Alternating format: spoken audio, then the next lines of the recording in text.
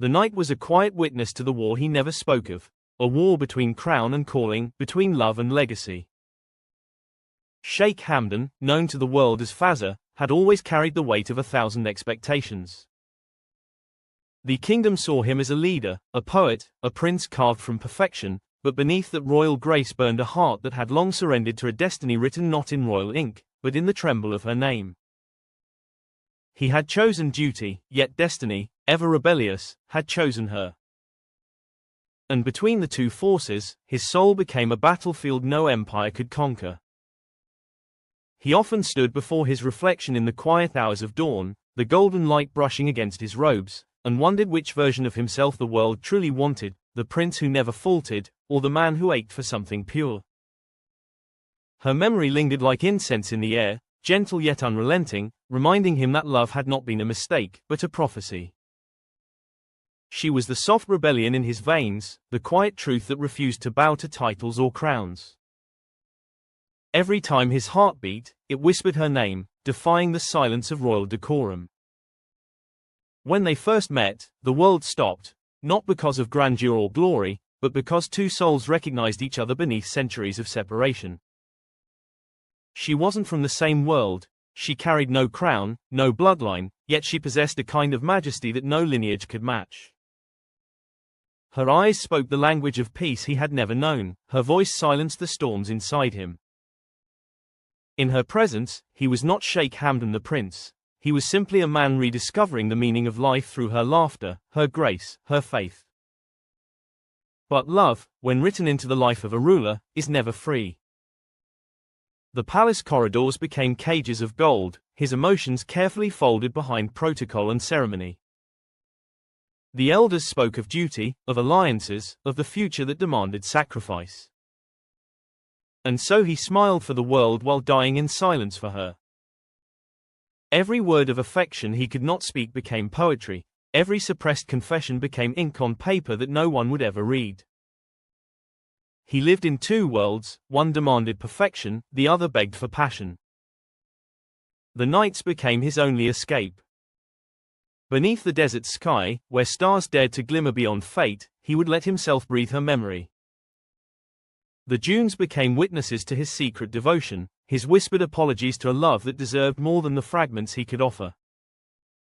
I am not free, he would tell the wind, but I am yours in every way freedom cannot define. And somehow, he felt she heard him, across distance, across time, through the divine language only soulmates understand. He could have chosen her, but to do so meant rewriting destiny itself. He carried the burden of an entire nation, and she carried the weight of his heart. Yet destiny, cruel and kind in equal measure, refused to erase her. She remained, not as a memory, but as an eternal truth stitched into his being. Even when duty forced him to walk another path, every step he took was haunted by the echo of what might have been. The kingdom crowned him, but love had already claimed him long before. Sometimes, he would look at the horizon and imagine her silhouette against the fading light, her hair dancing with the desert wind, her smile soft as prayer. He would close his eyes and feel that familiar ache, the one that reminded him he had loved beyond reason. You were my destiny's favorite mistake, he once wrote, and my soul's greatest truth. The world might never know those words, but heaven surely did. For love like that never dies, it merely waits for the next lifetime to be fulfilled.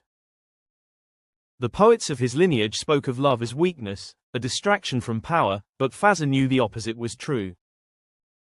It was love that gave him strength to rule with compassion, to lead with empathy, to see his people not as subjects, but as souls deserving of light.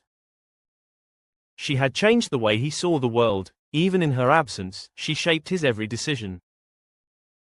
Her love had not weakened his crown, it had purified it. That was her invisible legacy, the woman who made the prince human enough to be divine.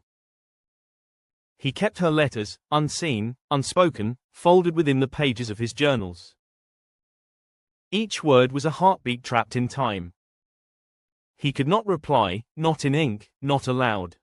Sometimes the royal court sees him staring at the stars for long moments, his eyes distant, his mind elsewhere. They assume he's lost in thought about politics or plans, but those who know his poetry understand better. He is speaking to her in silence, sending his heart across the galaxies. The stars have become his messengers and the night sky, his confidant. Every twinkle above is a reminder that she is out there, under the same heaven, breathing beneath the same moon. He has met many faces, heard many voices, but none have ever reached the chamber of his heart where her memory resides. It is a sacred place, untouched and pure, guarded by poetry and prayer. Some say a prince should move forward, that love is just a chapter in a royal story. But Fazza knows better. Real love does not fade, it evolves into light, guiding him even through the loneliest nights. And so he remains faithful, not because he must, but because he cannot be otherwise. One might think the crown defines him, but those who listen closely to his verses know that love defines him more. He rules with compassion because he once loved deeply. He writes with tenderness because he once felt fragile in love's embrace. The crown is his duty, the heart beneath it is his legacy. And that heart, though unseen, still beats for the woman who turned a prince into a poet. In the end, his eternal promise is not bound by flesh or time. It lives in his words, his silence, his every breath. He promised her forever, and he meant it.